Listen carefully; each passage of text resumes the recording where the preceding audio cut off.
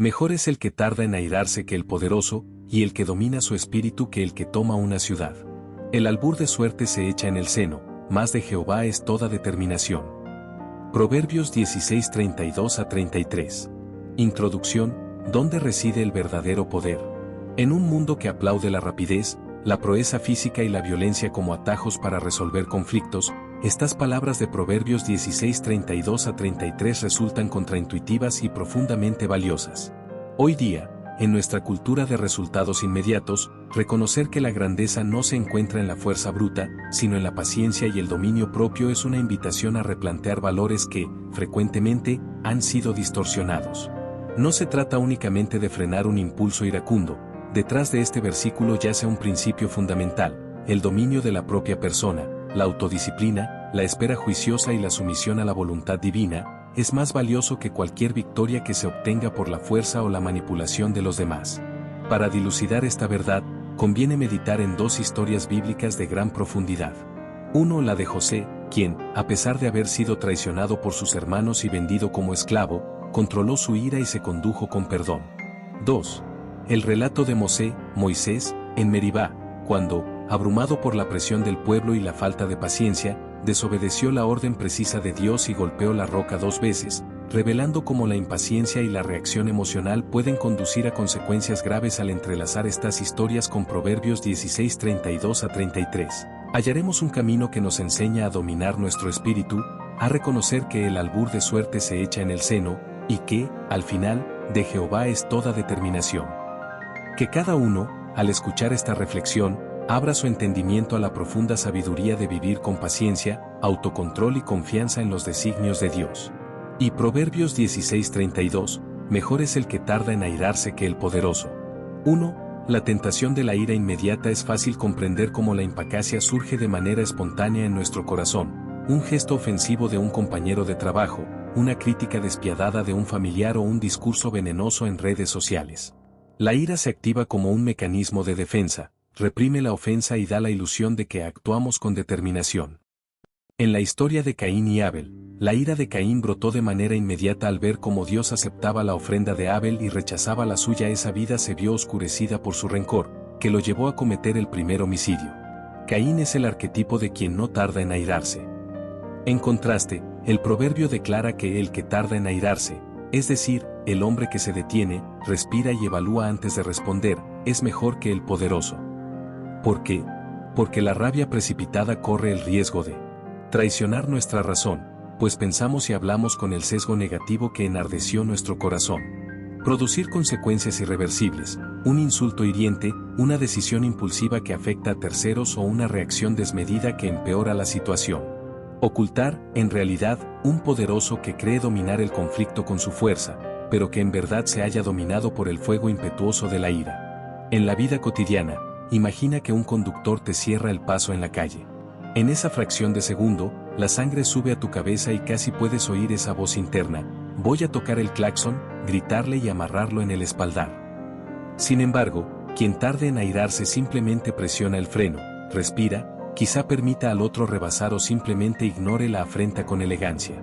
Esa pausa de pocos segundos te protege, no perderás tu paz, no incitarás un conflicto mayor y no estirarás una situación que podría convertirse en agresión. Esa calma que te resguarda de explotar es el poder verdadero del carácter. 2. Ejemplo bíblico: Mosé en Meribá, Números 20:10-12. En Números 20, el pueblo de Israel, tras 40 años de caminar por el desierto, se siente sediento y agotado. Llegan a un lugar sin agua, y claman contra Moisés y Aarón: ¿por qué nos sacasteis de Egipto para hacernos morir de sed? Dios ordena a Moisés: toma la vara y reúne a la congregación, tú y tu hermano Aarón reunid delante de la peña, y hablad a la peña en presencia de ellos, y ella dará su agua, y sacarás para ellos agua de la peña, y saciarás de ella a la congregación y a sus animales. Hagamos surtir agua a la peña con solo hablarle. Sin embargo, enfrentado a la presión emocional del pueblo que increpa y menosprecia su liderazgo, Moisés tomó consigo la vara, y reunió a la congregación ante la peña, y alzó la mano y la golpeó con su vara 2 veces, y salió mucho agua, y la congregación y sus animales bebieron. Ese acto de golpear en vez de hablar la roca fue un acto de impaciencia y desobediencia. Aunque técnicamente sacó agua, simbolizó que no tardó en airarse. en lugar de responder con la autoridad serena que Dios había conferido, cedió a la frustración del momento, golpeando en lugar de hablar. Como consecuencia, Dios declara: por cuanto no creíste en mí para santificarme delante de los hijos de Israel, por tanto, no meterás esta congregación en la tierra que les di Moisés. Al ceder a la ira y el desaliento, perdió la oportunidad de ingresar a la tierra prometida. Aquí, la imagen es clara: quien no domina su ira, por muy grande que sea su liderazgo o su fuerza espiritual, pierde el lugar que Dios tenía preparado para él. En contraposición, el que tarda en airarse demuestra confianza en que Dios cumplirá la promesa, disciplina para posponer la reacción y escuchar la voz divina, humildad para reconocer que, aunque las presiones sean intensas, Dios provee la solución en su tiempo y su manera. El contraste entre Caín, que actuó de forma violenta, y Mosé, que actuó con impaciencia pecaminosa, nos enseña que ninguna fuerza humana, por más respetada, puede suplir el dominio propio que otorga la paciencia. Si tienes la sensación de que nadie me entiende y la presión me sofoca, recuerda que tardar en airarse es sinónimo de madurez espiritual y civil, y que ello orilla a Dios a actuar en nuestro favor de manera más plena. 2. Proverbios 16:32, el que domina su espíritu que el que toma una ciudad. 1. Dominar el espíritu, significado profundo. Literalmente, cuando se dice el que domina su espíritu, el texto hebreo hace referencia a quien domina sus pasiones, sus emociones y, sobre todo, su lengua. Dominar nuestro espíritu implica reconocer la raíz. Muchas veces, la ira y el resentimiento nacen de heridas internas, decepciones, heridas de nuestra niñez o miedos que no hemos enfrentado. Dominar el espíritu es discernir esas raíces antes de sucumbir a la explosión de coraje. Ejercer la autodisciplina, no dejar que los impulsos guíen nuestras acciones, ser capaces de posponer la gratificación, como en el caso de adicciones, envidia o egolatría personal, para actuar con sabiduría. Sujetar la lengua. La Biblia advierte que la muerte y la vida están en poder de la lengua. Cuando dominas tu lengua, controlas esa lengua afilada que hiere al prójimo, esa lengua chismosa que difunde rumores, demuestras dominio de tu espíritu. El texto comparamos el dominio del espíritu con la toma de una ciudad. ¿Por qué esta comparación? Porque conquistar una ciudad significaba movilizar ejércitos, estrategias y sacrificios humanos. ¿Cuánto más mérito tiene someter nuestro corazón y nuestra boca frente a las duras batallas de injusticias, provocaciones y heridas emocionales? Mientras que el guerrero que toma una ciudad puede alardear de su hazaña militar, el hombre paciente y autocontrolado posee un logro interno aún más admirable: ha conquistado al adversario que vive en su propia carne. 2. José y el dominio de su espíritu. Génesis 50, 19-21. Quizá no exista en toda la Biblia un testimonio de dominio del espíritu tan impresionante como el de José cuando, tras años de prisión y lucha íntima, como esclavo de Potifar, como reo injusto y distante de su familia, al fin es elevado a ser segundo al mando en Egipto años después. Sus hermanos se presentan ante él para comprar alimento durante la hambruna. Al reconocerlos, sus emociones estallan por dentro. Recuerda la afrenta de aquellos que lo vendieron al desierto, la orfandad de sus padres, el dolor de la injusticia. Los hermanos caen ante el postrados. José, dominando su espíritu, respondió: «No temáis, ¿acaso estoy yo en lugar de Dios? Vosotros pensasteis mal contra mí, mas Dios lo encaminó a bien, para hacer lo que vemos hoy. Así que no temáis, yo os sustentaré a vosotros y a vuestros niños». José no explotó su poder para vengarse. No reclamó la justicia humana con látigos ni humillaciones.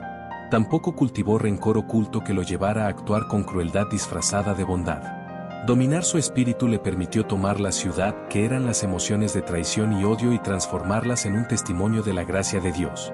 1. Reconoció la soberanía divina. ¿Acaso estoy yo en lugar de Dios?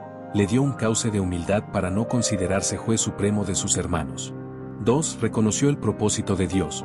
Aunque el pecado de sus hermanos era evidente, pensasteis mal contra mí, vio en el diseño de Dios un plan superior que saldría a la luz. Dios lo encaminó a bien. 3. Ofreció misericordia práctica. No se contentó con perdonarlos de palabra, sino que aseguró la subsistencia de toda su familia durante la hambruna. Esa generosidad fue la evidencia de su dominio del espíritu, pues pudo usar su posición de poder para el bien de quienes lo habían herido. Si José no hubiera dominado su espíritu, habría poseído la excusa perfecta para humillar a sus hermanos, confiscar sus tierras y vendérseles alimentos a precio de oro. Pero prefirió dominar su voluntad y cumplir la llamada divina de ser agente restaurador. Esa fue la verdadera victoria, mayor que la conquista de cualquier ciudad.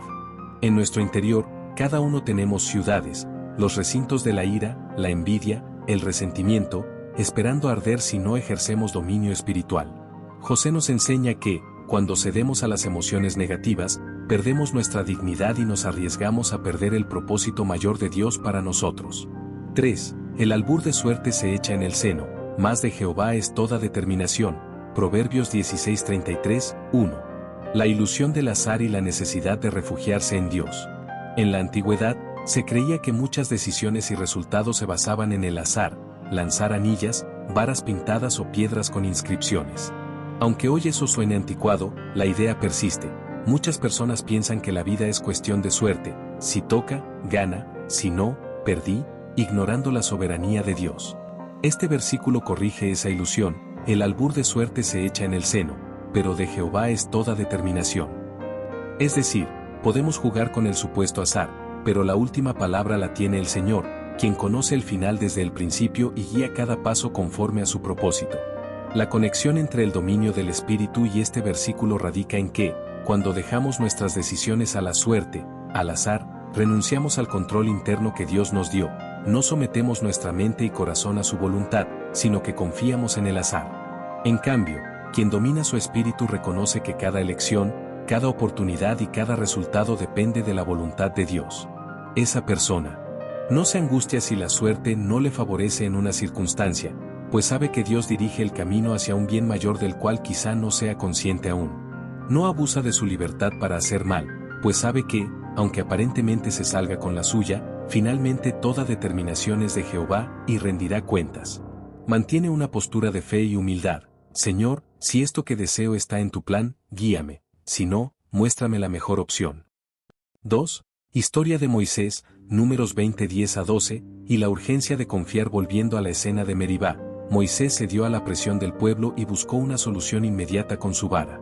Esa solución, golpear la roca en lugar de hablarle, apelaba a un método humano de dominación de la crisis, un atajo que no requería paciencia ni confesión de dependencia de Dios. Aunque el agua brotó, el método no glorificó a Dios. Moisés no confió en la voz infinita del Señor, sino en su fuerza para resolver. En contraste, el albur de suerte no era opción para Moisés. Aunque pudo alegar que había usado los recursos a su disposición, la determinación real que importaba era la de Jehová. Moisés no domó su espíritu para esperar la orden divina, y esa falta de paciencia lo descalificó de entrar en la tierra prometida. Si escogió el utensilio de la prisa en lugar del de la adoración, expuso que no confiaba enteramente en que Dios determina el resultado, no sus propios métodos. 3. Ejemplo de Jesús juzgando con paciencia. Aunque el texto de Proverbios 16:32-33 sugiere un contraste entre furor e impaciencia versus dominio del espíritu, encontramos en Jesús el modelo perfecto de juicio paciente. Recordemos varias ocasiones en que la multitud y los fariseos lo instaban a apurar el castigo o la condena. La mujer adúltera, donde todos clamaban por lanzar la primera piedra y Jesús respondió con calma, haciendo que regresaran a su conciencia cada acusador. La fe de la mujer cananea cuando Jesús, al principio, parecía ignorarla y hasta le advirtió, no está bien tomar el pan de los hijos y echárselo a los perrillos. Ella, con dominio de su propia reacción, sí, Señor, pero aún los perrillos comen de las migas que caen de la mesa de sus amos, mostró fe y humildad. Jesús, complacido con su respuesta, dispuso sanidad para su hija. En ambos casos, Jesús no reaccionó con precipitación. Su juicio fue paciente, dejó espacio para que cada corazón se revelara, para que la verdadera fe se manifestara y para que el arrepentimiento surgiera. Ese modelo de paciencia divina contrasta con la fuerza bruta que busca imponer un veredicto sin dar paso a la gracia. Quien domina su espíritu, imita a Cristo al esperar, escuchar y permitir que Dios actúe en los corazones, más que imponer un castigo inmediato. 4. Aplicación práctica. ¿Cómo vivir este principio hoy? A menudo, escuchamos la frase, no puedo controlarme cuando me tratan mal o cuando me critican, me arranco la lengua. Esa es la voz del impulso que reclama venganza o autodefensa.